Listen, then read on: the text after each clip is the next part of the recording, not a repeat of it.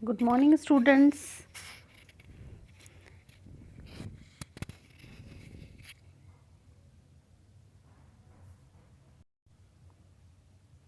We have learned in this chapter some introduction of major domains of the earth. कुछ जो है उन चीज़ों का इंट्रोडक्शन हम पढ़ चुके हैं about lithosphere, atmosphere and hydrosphere.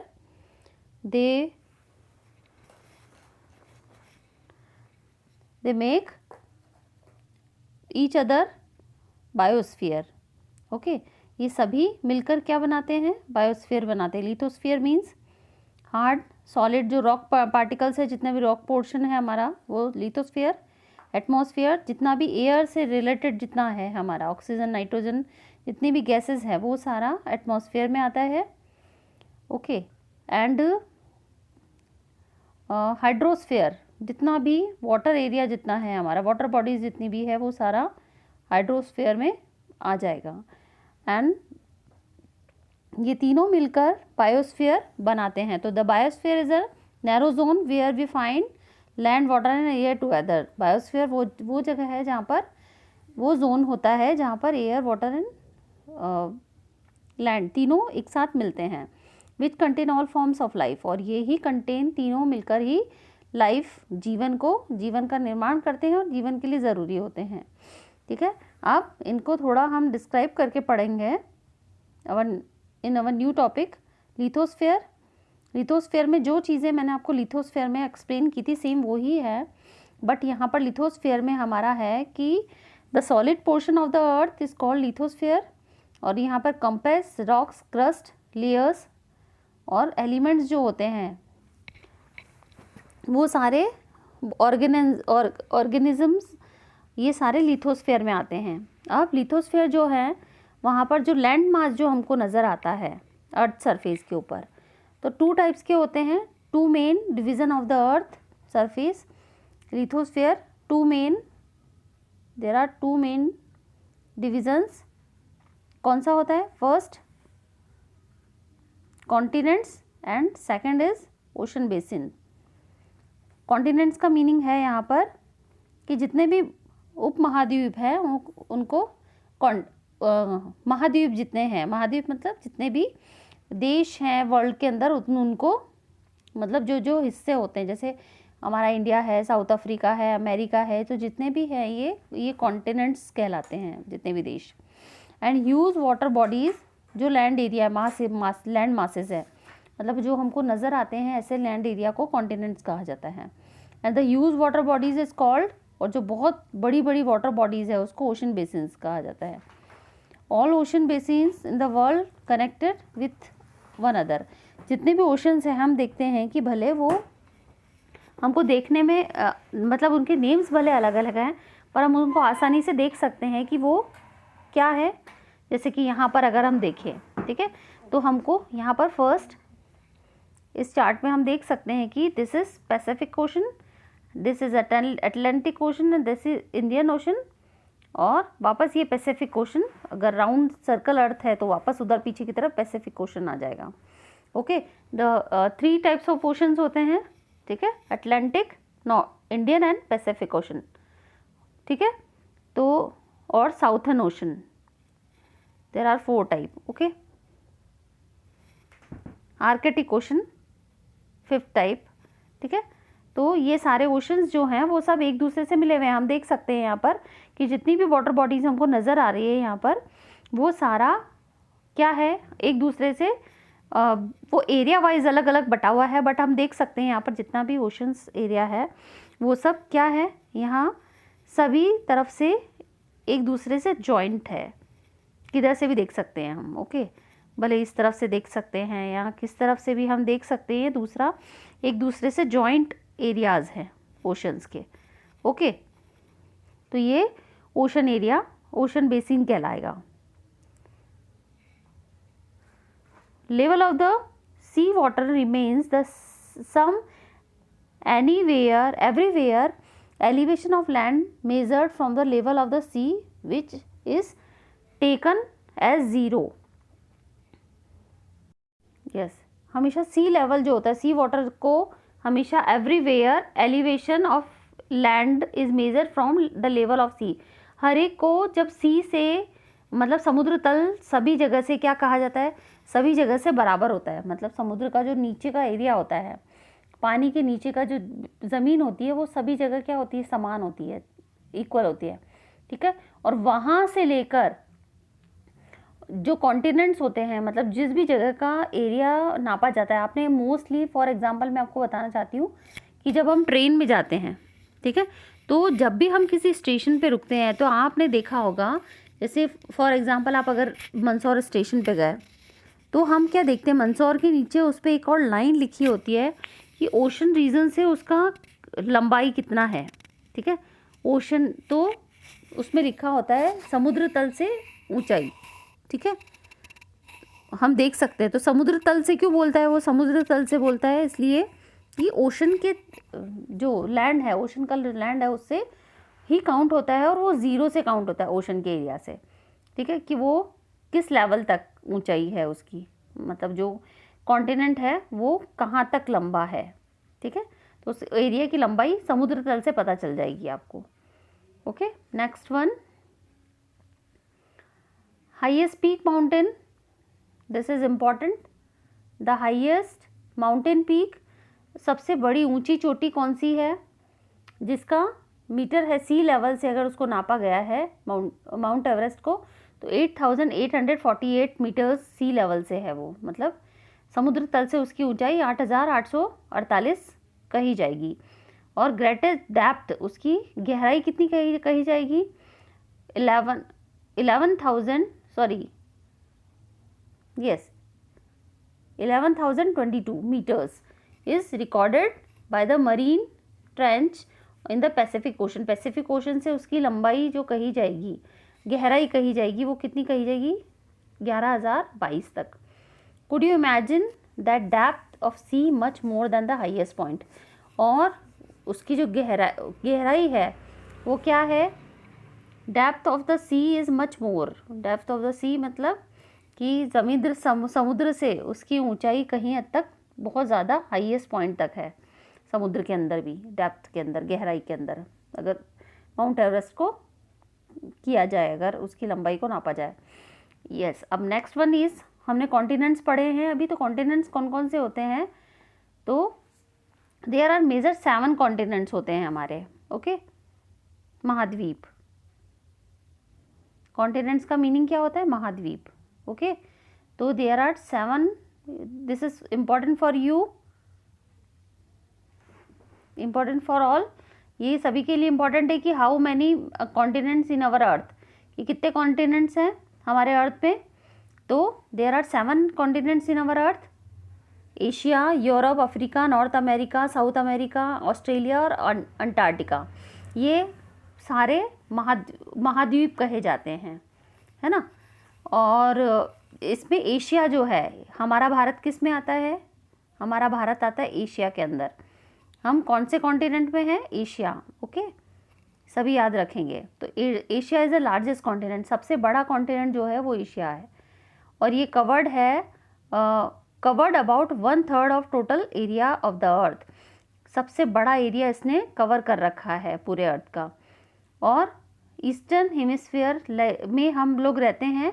The Tropic of Cancer passes through the continent, Asia जो है उससे ट्रॉपिक ऑफ कैंसर भी होकर निकलती है, मतलब कर्क रेखा। Asia is the separated from the Europe and the Ural mountain. और यहाँ पर एशिया के अंदर क्या है, यहाँ पर यूरोप के अंदर यूरल माउंटेन भी है, ये ऑन द वेस्ट के अंदर।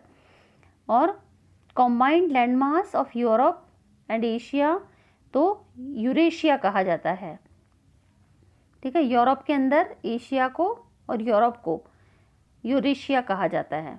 तो यहाँ पर Europe much smaller than, Europe जो कॉन्टिनेंट है वो एशिया से छोटा है।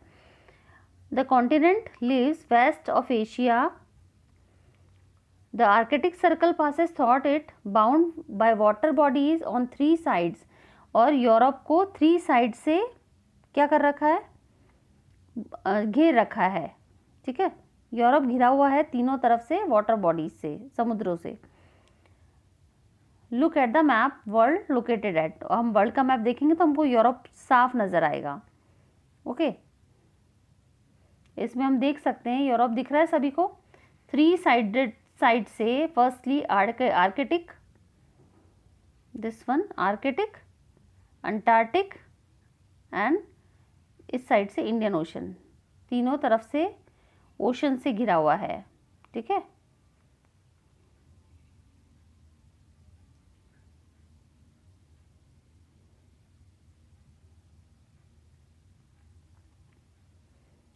Africa, Africa is the second largest continent after Asia. Asia के बाद में अफ्रीका सबसे बड़ा दूसरा महाद्वीप कहा जाता है, कॉन्टिनेंट कहा जाता है। और इसमें equator, 0 latitude runs almost thought the middle of the continent, और यहाँ पर लगभग 0 डिग्री लैटिट्यूड होकर निकलती है। क्या मतलब प्राइम मेरिडियन जो है हमारा 0 डिग्री, वो यहाँ से होकर ही निकलता है। A large part of the Africa lies in the northern hemisphere, और अफ्रीका का बहुत बड़ा पार्ट जो है वो नॉर्दर्न हेमिस्फीयर में आता है। लुक एट द, हमारा हम वापस मैप देखेंगे तो हमको पता चल जाएगा इसमें। और Tropic of Cancer, only continent thought which the Tropic of Cancer, और इसमें भी ट्रॉपिक ऑफ कैंसर होकर निकलती है the equator and the Tropic of Capricorn passes, ये तीनों इसके अफ्रीका के अंदर से होकर निकलता है, दैट साइड देख सकते हैं हम, देयर इज।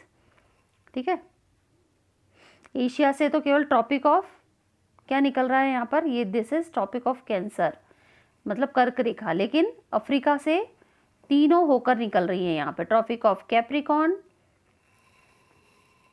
ठीक है, equator and Tropic of Capricorn, तीनों जो लाइन्स है वो कर निकल रही है यहाँ से, जिनके बारे में हम पहले भी पढ़ चुके हैं। ये तीनों कहाँ से निकलती है, अभी आपसे क्वेश्चन भी पूछा जा सकता है इंटरनल क्वेश्चंस में, which country passes 3 main imaginary lines, Tropic of Cancer, the equator and the Tropic of Capricorn, which country मतलब कौन सी कंट्री से निकलती है, तो हम कह सकते हैं इसके लिए फॉर आंसर इज अफ्रीका। अब सहारा डेजर्ट जो है वो भी अफ्रीका में है, the world largest hot desert जिसको कहा जाता है, और bound on side oceans and seas, ये चारों तरफ से पूरा सारी जो बाउंड्रीज है इसकी ओशंस और सीज से, समुद्रों से घिरी हुई है। You will notice the world longest rivers is a Nile, ये भी अफ्रीका में बहती है।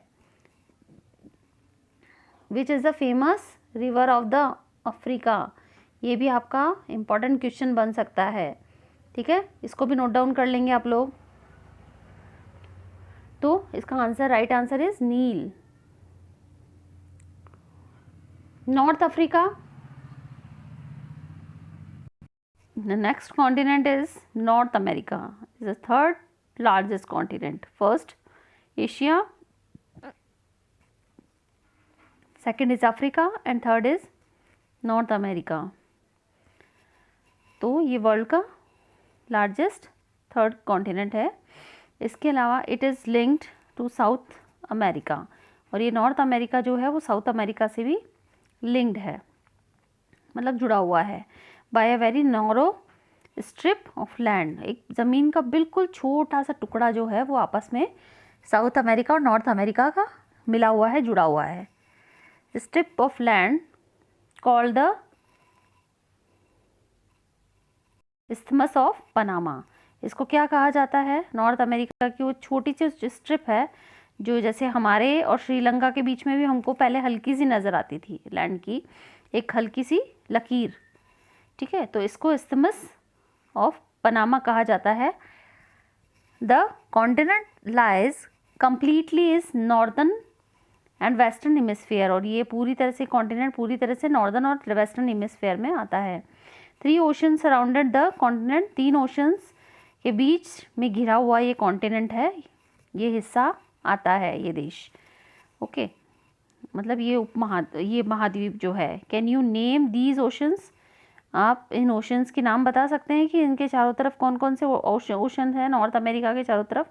तो हमको फिर से मैप में जाना पड़ेगा, और नॉर्थ अमेरिका हमको नज़र आ रहा है यहाँ पर। तो इसके चारों तरफ देख सकते हैं हम Pacific ocean, Atlantic ocean and Arctic ocean, ये चारों तरफ से पूरी तरह से इन तीनों ओशन से सराउंडेड है। Next is South America, lies mostly in the southern hemisphere, ये साउथर्न हेमिस्फीयर के अंदर आता है। Which two ocean surrounded on east and west, दो तरफ से ये ईस्ट और वेस्ट से सराउंड है। East and the west the Andes world's longest mountain range, और यहाँ साउथ अमेरिका में सबसे बड़ी जो वर्ल्ड लॉन्गेस्ट सबसे लंबी माउंटेन रेंज यहाँ पर है। Thought length from the north to south, लंबाई में एक जो यहाँ पर माउंटेन रेंज है इसका नाम है साउथ अमेरिका में। This is for important for you the ends, इसका वर्ल्ड नाम क्या है जो साउथ अमेरिका में सबसे लंबी माउंटेन रेंज है, ठीक है, पर्वतमाला जिसको बोल सकते हैं, मतलब एक दूसरे से पर्वत जो जुड़े होते हैं, माउंटेन जुड़े होते हैं उनको। तो लॉन्गेस्ट जो कि वर्ल्ड की सबसे है वो है Andes. South America has world's largest rivers the Amazon, Amazon river जो भी है वो भी साउथ अमेरिका के अंदर है। ओके, ये टू इम्पॉर्टेंट क्वेश्चंस आपके इसमें से आ रहे हैं। Australia, next continent is Australia, is the smallest continent of the lies entirely in the southern hemisphere, is surrounded on the all side oceans sea, ये चारों तरफ से ओशन से घिरा हुआ है। It is called the island continent, इसको क्या कहा जाता है, क्योंकि चारों तरफ कोई भी देश इससे ज़्यादा लगा हुआ नहीं है और चारों तरफ से इसका जो ये कॉन्टिनेंट है ये चारों तरफ से ओशन से पूरी तरह से घिरा है। अब last one is Antarctica, Antarctica completely the southern hemisphere, इसके अंदर पूरी तरह से साउथर्न हेमिस्फीयर आता है। ह्यूज कॉन्टिनेंट है, बहुत बड़ा है ये। The South Pole lies almost at the centre of the continent, और इसके अंदर साउथ पोल होता है मोस्ट ऑलमोस्ट अंटार्कटिका के अंदर, और सेंट्रल इज़ द कॉन्टिनेंट, और ये सेंट्रल है पूरे कॉन्टिनेंट का। It is located the South Pole region is the permanently covered with the thick ice sheets, और ये थिक आइस शीट से पूरा घिरा हुआ है। There is no permanent human settlements, यहाँ पर परमानेंट लोग नहीं रहते हैं, क्योंकि यहाँ साउथ पोल होने के कारण बिल्कुल जहाँ पर बर्फ़ हमेशा 12 मंथ्स तक बर्फ़ से घिरा होता है ये कॉन्टिनेंट, यहाँ लोग नहीं रहते हैं क्योंकि बहुत ज़्यादा ठंड होती है। थिक आइस हमेशा जमी रहती है। Many countries has research station in the Antarctica, बहुत कंट्रीज़ के इसके अंदर रिसर्च सेंटर्स हैं इसमें अंटार्कटिका में। India also has research centre there, India का भी रिसर्च सेंटर है वहाँ पर। These are named Maitri and the Dakshin Gangotri, दोनों नाम से रिसर्च सेंटर है। तो हम बता सकते हैं कि इंडिया के कौन कौन से मोस्ट फेमस रिसर्च सेंटर कहाँ पर है। तो आप इसको अंटार्कटिका में इंडिया के कौन से रिसर्च सेंटर है, तो मैत्री और दक्षिण गंगोत्री, ये दो रिसर्च सेंटर है यहाँ पर, ये भी इम्पोर्टेंट आपका बन जाएगा। The next one is hydrosphere, hydrosphere जिसमें वाटर बॉडीज आती है 70%, अर्थ पे कितना 70% वाटर है और 29% लैंड है, ठीक है। तो हाइड्रोस्फीयर वाटर ऑल फॉर्म्स में होता है यहाँ पर, and ice, glaciers, underground water, ये सारा इसी के अंदर आता है सारा। Okay, more than 97% of earth water found in the oceans, जो कि सॉल्टी होता है ओशन वाटर, और वो भी 71% में ही आता है। A large proportion of the rest of water in the form of ice sheet and glacier, अधिकतर जो पानी प्रिजर्व किया हुआ पड़ा है वो किस में है, आइस शीट मतलब बर्फ़ का बना हुआ है वाटर, और ग्लेशियर्स में, और अंडरग्राउंड वाटर जो है। Very small percentage are available fresh water for human. Okay, तो हम देख सकते हैं इतना रेशो हम देख सकते हैं यहाँ पर। This one is ratio of water, fresh water हमारे पास 5 है यहाँ पर, एंड ओशन वाटर देख सकते हैं हम 97%। तो you will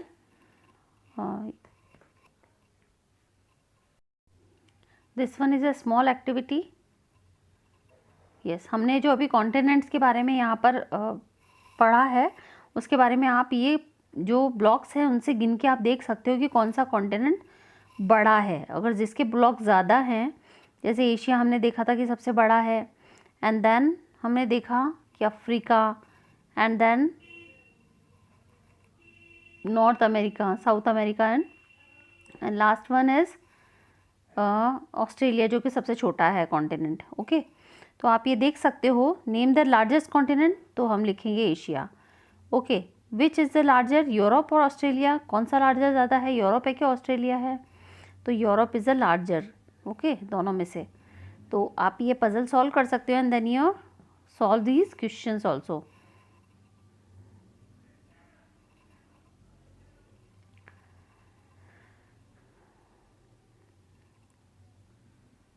use hands despite of being blue planet we face a shortage of water। और हमारे यहाँ पर हमारे जो अर्थ को ब्लू प्लैनेट भी कहा जाता है, क्यों? क्योंकि ज़्यादा % यहाँ वाटर है इसलिए। और we face a shortage of water, हम अब धीरे धीरे क्या हो रहा है, पानी का हम बिल्कुल भी स्टोरेज नहीं करते हैं, प्रॉपर उसका ध्यान नहीं रखते हैं, उसका कंज्यूमिंग का भी हम ध्यान नहीं रखते, इसकी वजह से धीरे धीरे हमको पानी का शॉर्टेज फेस करना पड़ेगा। Yes, oceans. Next topic is our next topic is oceans. Ocean are the major part of the hydrosphere. Ocean जो कि मेजर पार्ट है, क्योंकि सबसे ज़्यादा हम देख सकते हैं, सबसे ज़्यादा जो रेशो है यहाँ पर ओशन वाटर का ही है, क्योंकि जो फ्रेश वाटर है वो बहुत कम है, 2.5 ही है। They are connected the ocean water और are always moving. Ocean water घूमता रहता है, वाटर साइकिल के थ्रू हमने देखा कि वाटर साइकिल में पानी इवेपोरेट होता है, ठीक है। और the 3 chief movement of the water, waves, tides and the ocean currents हम देख चुके हैं। The 5 major oceans are the Pacific Ocean. How many type of oceans, तो इसमें आप देख सकते हैं there are 5 major type of ocean. तो कितने हैं ऑर्डर और साइज के अकॉर्डिंग? देयर वन, कौन कौन से हैं? Pacific ocean, Atlantic ocean, the Indian ocean, southern ocean, the Arctic ocean. ये सारे ओशंस 5 टाइप ऑफ ओशन है। The Pacific ocean is the largest ocean. सबसे बड़ा ओशन कौन सा है? समुद्र। Pacific ocean is the spread over the 1/3 of earth. पूरी जो पृथ्वी है उसका 1/3 है ये। Marina trench is depth part of the earth, lies in the Pacific Ocean. The Pacific ocean almost circular in the shape. कैसा है ये? सर्कुलर मतलब गोल शेप का है। Asia, Australia, north and south America surround it. Look at the map. हम map में देख सकते हैं कि चारों तरफ ये जो कॉन्टिनेंट्स है ये इससे घिरे हुए हैं चारों तरफ से। The continent around the Pacific Ocean. The Atlantic Ocean is the second largest ocean. Atlantic Ocean is second largest ocean है। और इसका शेप कैसा है? Flanked by the northern and southern America, western side और यूरोप के चारों तरफ ये घिरा हुआ है ओशन, इनके सारे कॉन्टिनेंट्स के बीच में है। The Indian ocean only ocean name after country. क्योंकि इंडियन ओशन हमारे भारत के नीचे बना हुआ है, मतलब आता है, इसलिए इसको इंडियन ओशन कहा जाता है। In the shape of the ocean is almost triangular. इसको ट्रायंगुलर शेप का कहा जाता है। In the north is bounded by the Asia, west by the Africa and the east by the Australia. Southern Ocean and circle of the continent of the 60 degree south latitude है ये। Arctic Ocean within the Arctic Ocean surrounded North Pole। Okay, अब आता है हमारा atmosphere.